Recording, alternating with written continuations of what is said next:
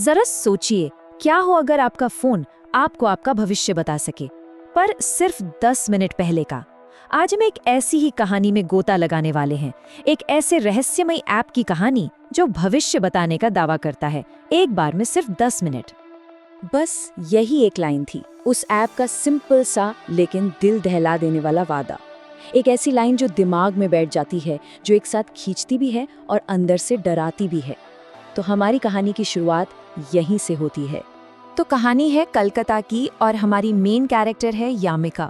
आधी रात का वक्त है, पूरा शहर सो चुका है और वो बस अपने फोन पर यूं ही स्क्रॉल कर रही है।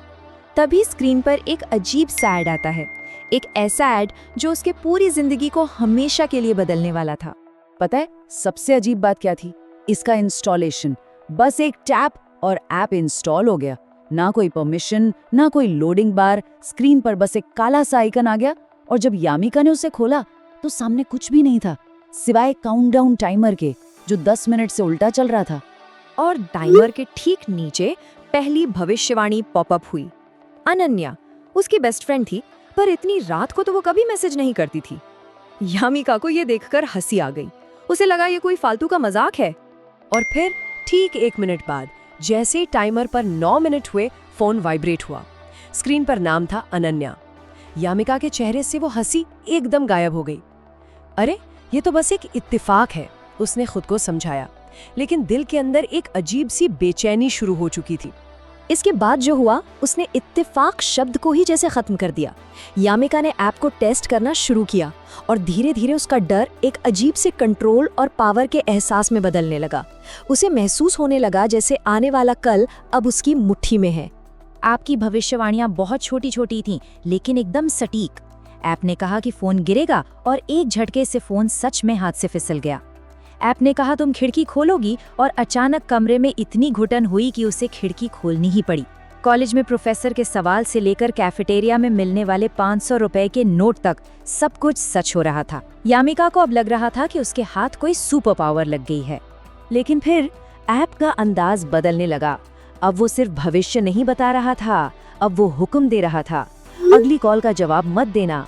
इस मैसेज के ठीक बाद एक अननोन नंबर से कॉल आई। यामिका ने उसे काट दिया और बाद में उसे पता चला कि वो एक स्कैम कॉल थी।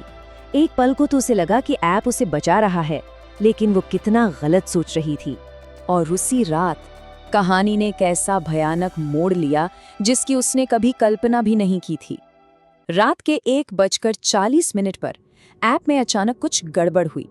टाइमर अपने आप 10 मिनट पर रीसेट हो गया, लेकिन इस बार स्क्रीन पर जो था वो बहुत ही ज्यादा डरावना था। फोन की स्क्रीन का रंग बदलकर गहरा लाल हो गया था और टाइमर के नीचे एक नया मैसेज आने लगा, बहुत धीरे धीरे, जैसे कोई उसे जानबूझकर एक एक अक्षर करके टाइप कर रहा हो। हर एक अक्षर के साथ कमरे की खामोशी और भी भारी होती जा रही थी। ये वो भविष्यवाणी थी जिसने उसके पैरों तले से जमीन खींच ली। उसके रोंगटे खड़े हो गए। वो पागलों की तरह हंसने लगी, शायद खुद को यकीन दिलाना चाहती थी कि ये कोई घटिया मजाक है, पर उसका दिल जानता था ये सच है, क्योंकि ये ऐप आज तक कभी गलत नहीं हुआ था। उसने घड़ी की तरफ देखा, 1:41 AM। उसके पास सिर्फ 9 मिनट बचे थे। जिंदगी और मौत के बीच का फासला सिर्फ 9 मिनट का था। अब हर एक सेकंड भारी लग रहा था। घबराहट में उसने सबसे पहले ऐप को अनइंस्टॉल करने की कोशिश की। बेकार, वो फौरन वापस आ गया। उसने भागने के लिए चाबियां उठाईं तो ऐप ने चेतावनी दी, भागने से कुछ नहीं होगा। वो फिर भी दरवाजे की तरफ दौड़ी, लेकिन फोन लगातार बज रहा था। मैसेज आ रहे थे, रुको, तुम हालात और बिगाड़ रही हो। वो घर से बाहर निकलकर तेजी से सीढ़ियों से नीचे भागने लगी। कॉरिडोर एकदम खाली और शांत था, इतना शांत कि वो खुद में डरावना लग रहा था। लेकिन उसे जल्द ही यह एहसास होने वाला था कि वो अकेली नहीं है। तभी खामोशी को चीरती हुई एक आवाज आई। उसके पीछे कदमों की आहट, धीमी, भारी, और ये कदम उसके अपने नहीं थे। उसका दिल मानो एक पल के लिए रुक गया। कोई उसका पीछा कर रहा था। ऐप ने मैसेज भेजा, पीछे मत मुड़ना, लेकिन डर इतना ज्यादा था कि वो खुद को रोक नहीं पाई। उसने हिम्मत करके पीछे देखा, और जो उसने देखा वो किसी बुरे सपने से भी ज्यादा भयानक था। सीढ़ियों पर एक साया खड़ा था, जिसका चेहरा, कपड़े, सब कुछ हूबहू यामिका जैसा था, बस एक चीज अलग थी, उसके चेहरे पर एक बहुत ही ठंडी अजीब सी मुस्कान थी। वो साया धीरे धीरे उसकी तरफ बढ़ने लगा। यामिका जान बचाकर सड़क पर भागी, लेकिन वो साया अचानक उसके ठीक सामने आ गया और फिर उसने यामिका की ही आवाज में कहा, मैंने तुमसे कहा था, मैं तुम्हारा भविष्य हूँ। और ठीक उसी पल फोन पर टाइमर 0 पर पहुंच गया। स्क्रीन काली हो गई, सब कुछ खत्म। लेकिन कहानी यहाँ खत्म नहीं हुई। असल में ये अंत था ही नहीं, ये तो एक नए चक्र की शुरुआत थी। अब ये साफ हो रहा था कि ऐप का असली मकसद सिर्फ भविष्यवाणी करना नहीं था, बल्कि खुद को एक शिकार से दूसरे शिकार तक पहुंचाना था। अगली सुबह पुलिस को सड़क पर बस यामिका का फोन मिला।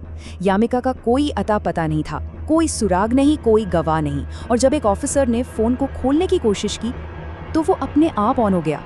स्क्रीन पर वही काला आइकन वापस आ गया, लेकिन इस बार कुछ बदला हुआ था। ऐप का अब एक नाम था, नेक्स्ट, और फोन पर एक नोटिफिकेशन आया, न्यू यूजर डिटेक्टेड। और ये कहानी हमें एक बहुत ही परेशान करने वाले सवाल के साथ छोड़ जाती है कि क्या कहीं दूर किसी दूसरे शहर में किसी अनजान के कमरे में एक और फोन ठीक रात के 2:11 पे रोशन हुआ है, और क्या उसकी स्क्रीन पर भी वही संदेश आया है जो एक वक्त पर एक मजेदार मौका लग रहा था, लेकिन अब वो एक कभी ना खत्म होने वाली भयानक चेतावनी बन चुका है।